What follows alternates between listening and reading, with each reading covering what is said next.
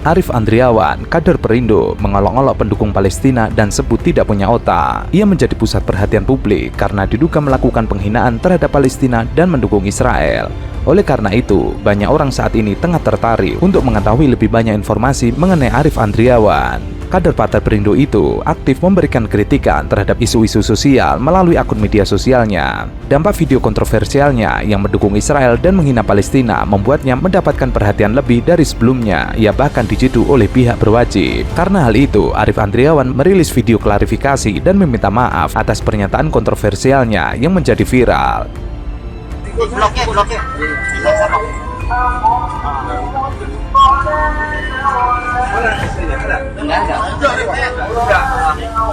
Ini mana Pak ya? Saya bawa dulu ya. Mana Pak?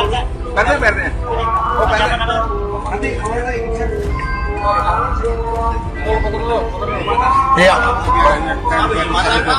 Maaf atas dasar video viral yang terjadi di Facebook. Dikarenakan saya dukung Israel, tujuan saya cuma baik, cuma satu, ingin menyatukan kedua negara agar tidak perang. Mohon maaf yang sebesar-besarnya. Wassalamualaikum warahmatullahi wabarakatuh. Dah.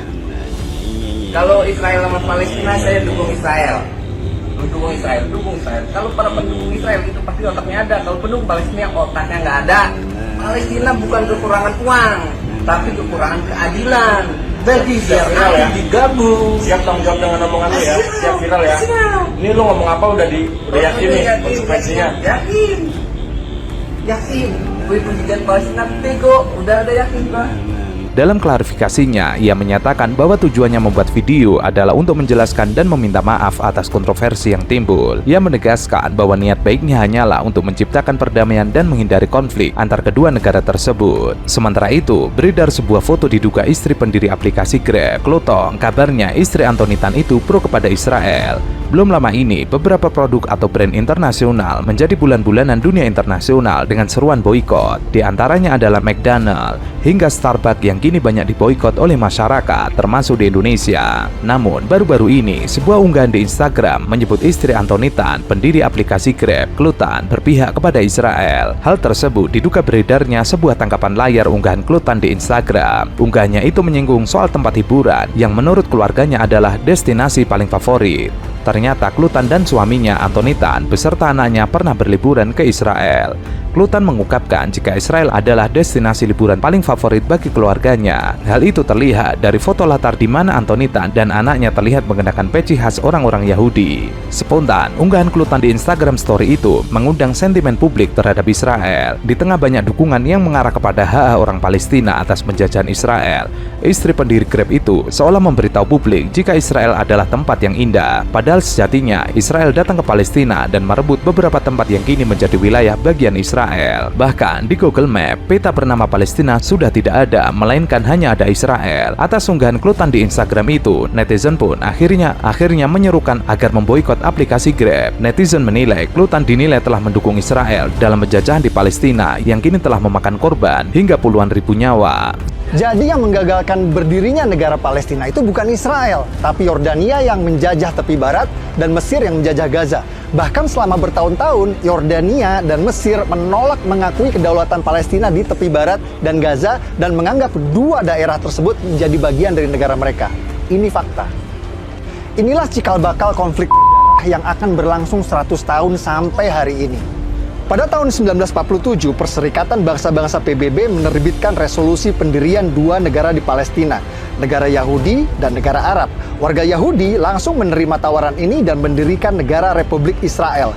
Tapi negara-negara Arab tetangga menolak pendirian dua negara ini dan langsung memerangi Israel. Hasilnya, tepi barat dikuasai oleh Yordania dan Gaza dikuasai oleh Mesir. Calon presiden dari Koalisi Indonesia Maju, Prabowo Subianto, angkat bicara soal sikap salah satu pendukungnya, Permadi Arya alias Abu Janda, yang membela Israel usai pecah perang antara negara Zionis itu dengan kelompok militan Hamas Palestina. Prabowo mengatakan dirinya punya banyak pendukung. Prabowo yakin para pendukungnya sudah mengetahui sikapnya selama ini, selalu mendukung Palestina merdeka. Prabowo menambahkan, sikap pemerintah Indonesia dari dulu memang mendukung Palestina, bahkan Indonesia aktif memperjuangkan Palestina merdeka. Ia pun berharap perang antara militer Israel dan pejuang Hamas Palestina segera berakhir. Sebelumnya, pegiat media sosial Permadi Ari alias Abu Janda menyampaikan pandangannya soal perang Israel versus Hamas Palestina. Dan ada orang yang saking rasis ke bangsa Yahudi, anggap pembunuhan sadis wanita, manula, dan anak-anak ini sebagai perjuangan kemerdekaan. Woi, tolol! Perjuang kemerdekaan Indonesia dulu tidak pernah bantai wanita, manula, dan anak-anak Belanda. Yang terjadi di Israel Gaza murni terorisme, pembunuhan sadis wanita, manula, dan anak-anak Yahudi. Dan cuma orang-orang tolol yang anggap pembantaian dianggap sebagai perjuangan kemerdekaan. Lewat unggahan videonya di akun Instagram, Abu Janda mengecam keras serangan Hamas ke wilayah Israel yang terjadi beberapa waktu lalu. Menurut Abu Janda, serangan Hamas itu merupakan pembantaian terhadap warga sipil Israel. Ia bahkan menyebut orang yang mendukung aksi Hamas itu sebagai orang tolol.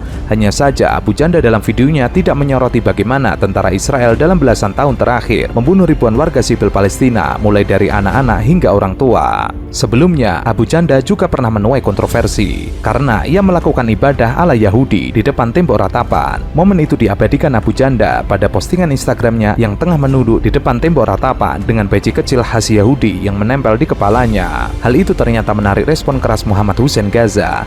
Diketahui Muhammad Hussein Gaza merupakan YouTuber Indonesia yang tinggal di Gaza, Palestina. Kepakarannya dalam persoalan konflik di Palestina membuatnya kerap memberikan filter seputar fitnah-fitnah keji yang menyudutkan Palestina. Dalam unggahan video YouTube-nya yang berjudul merespon keras atas postingan Abu Janda di depan tembok ratapan Yahudi. Apakah masih percaya kalau dia seorang Muslim? Muslim itu bukan dari perkataan, tetapi mengetahui keesaan Allah dan dengan perlakuan. Jadi kalau ada orang Muslim bersyahadat 1000 kali, tapi ia beribadah dengan ibadahnya orang-orang kafir, maka ia telah batal keislamannya. Muhammad Hussein Gaza pun menukil Al-Quran dalam surat Al-Kafirun yang mana isi kandungannya pelarangan atas pencampuran ibadah dalam Islam dengan agama di luar Islam. Dan apa yang dilakukan Abu Janda menurutnya telah mencampur-adukan ibadah dengan agama di luar Islam hingga dianggap telah batal keislamannya. Hussein pun menyarankan kepada masyarakat luas untuk tidak mendengarkan propaganda yang senantiasa disebarkan oleh Abu Janda. Sebelumnya, Abu Janda juga pernah menyenggol Najwa Shihab terkait kehidupan umat Islam di Israel. Menurut Abu Janda, narasi TV milik Najwa Shihab kerap memberitakan berita hal yang sebenarnya tidak terjadi di Israel. Oleh karena itu, Abu Janda bersuara lantang terkait kehidupan yang memang terjadi antar umat beragama, khususnya Islam di Israel. Hal itu diungkapkannya melalui sebuah postingan di akun media sosial pribadinya saat berkunjung ke negara tersebut. Dari postingan Abu Janda, tampak dalam video tersebut umat Islam sedang bersama-sama menunaikan sholat Idul Adha di Masjid Al-Aqsa. Bahkan dalam setiap sholat Jumat juga selalu berjalan dengan khusyuk dan tanpa ada masalah apapun terkait kebebasan beribadah.